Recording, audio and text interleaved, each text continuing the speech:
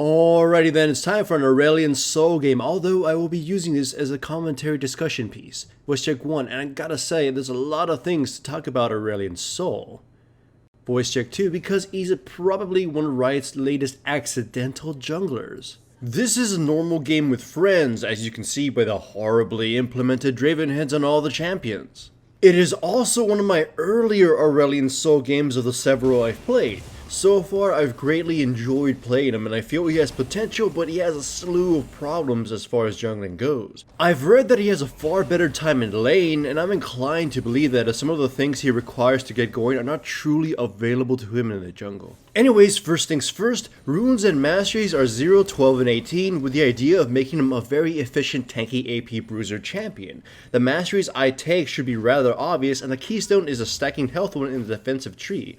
I've been trying several runes to get a feel for each of them, but in this game in particular, I have Magic Pen Red, Armor Yellow, Magic Resistance Blues, and Ability Power Quints. You can watch the gameplay in the background, see what I try to do, see how some of my abilities fail, or I miss them entirely, but that's lending credit to my criticisms of the champion.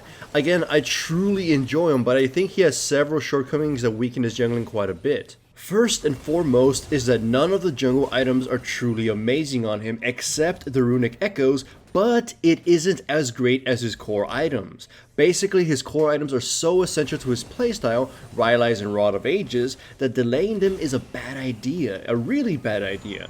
In some of my games with him, I've actually ignored my jungle item past the smite upgrade and rushed Rod of Ages into Rylai's and had more success, although I do eventually finish Runic Echoes. Delaying key items on champions has weakened other junglers in the past, and Aurelion is no exception. At the very least though, his clearing is ridiculously strong for an AP champion, although it is very tedious to do so. It ramps up even more as the game goes on, so his clearing is never slow or sluggish, and in fact is one of the faster junglers of his type right now. To be perfectly fair though, Runic Echoes first isn't the worst thing ever, but Aurelion needs to become beefy at least health wise and needs the control that Rylai's offers and the mana boost that Rod of Ages grants.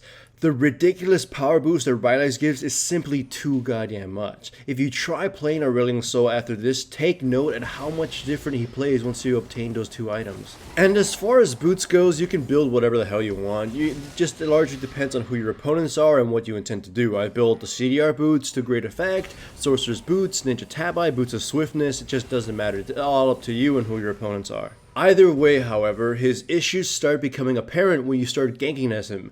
While his Q is a strong ganking tool, it is very easy for opponents to dodge. Sure, you can combine it with his E and grow the thing to a large amount, but that presents a problem of its own, which I'll go over in a bit. His W is great for chasing and actually deals quite a bit of damage if you continuously catch someone in it. Of course, it is balls weak against crowd control or if they decide to actually turn on you instead.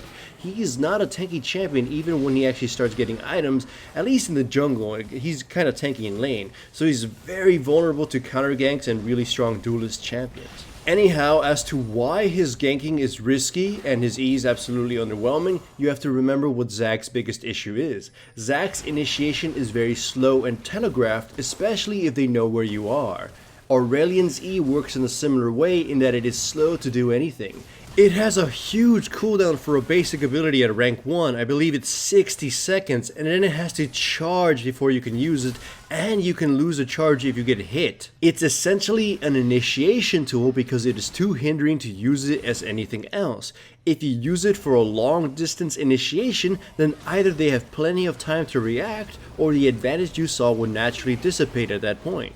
It's like Sion's ultimate in that, even without the scream, the enemy might naturally move away before you're even close, and thus you just whiff your ability entirely.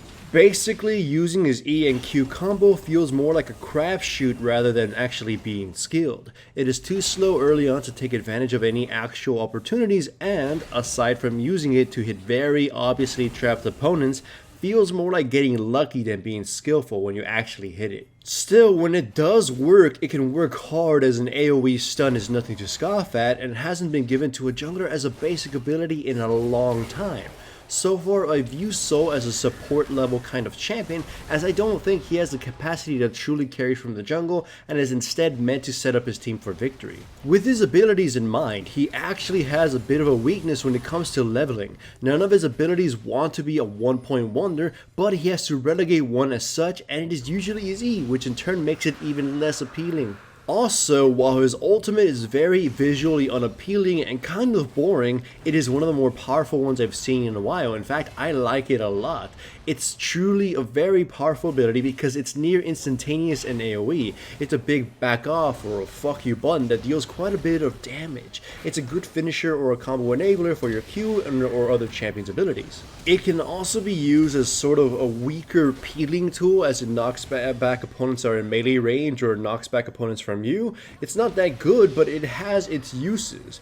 I've mostly been using it as a sort of a nuking button rather than anything else really though. On another note, Aurelion is presenting an interesting situation for sustained mages. While he does have a bit of a burst, the majority of his damage is coming from his W, so perfect placement is required and it's pretty much sustained damage. However, the sustained damage is constant and insanely telegraphed and predictable.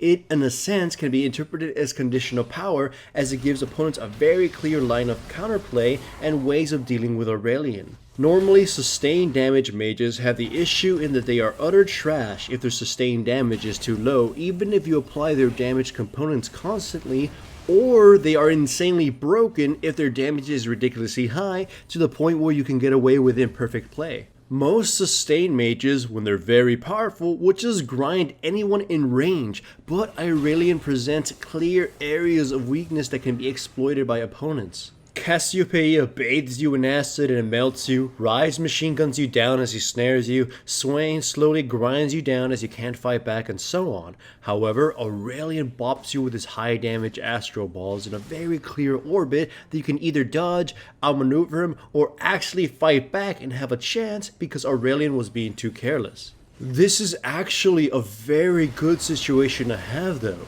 This means Riot can balance Aurelion if he needs to in either direction.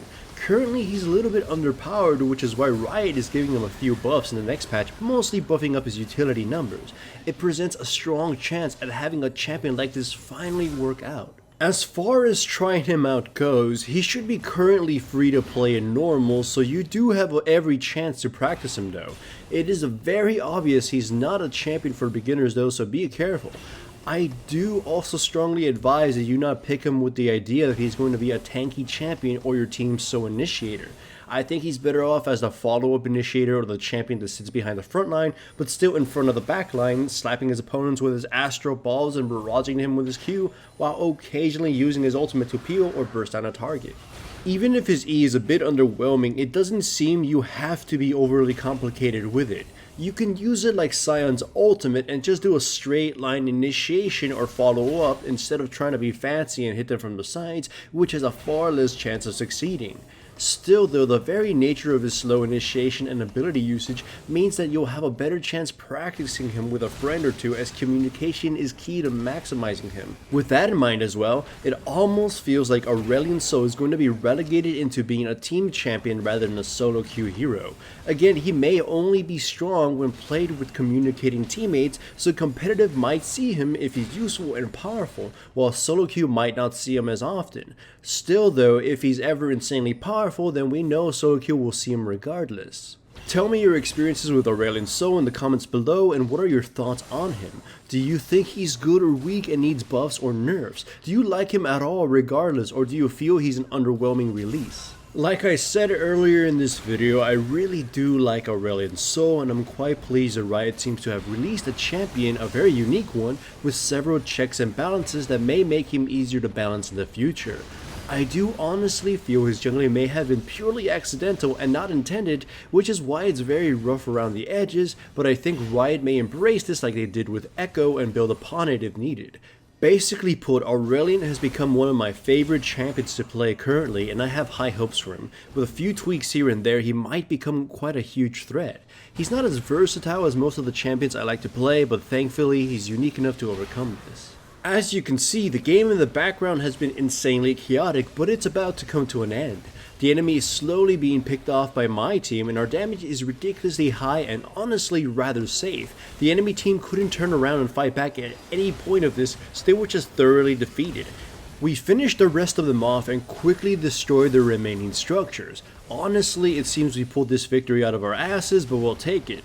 We take the inhibitor, the nexus towers, and slowly beat back the enemy that revives to eventually secure the nexus. Anyhow, as I already said, I'm enjoying Aurelion Soul a ton, and you may see more videos of him in the future. So hooray for Aurelion Soul and hooray for my team for bringing this out of our asses. Give him a try if you want. I thoroughly recommend him as he's very fun to play.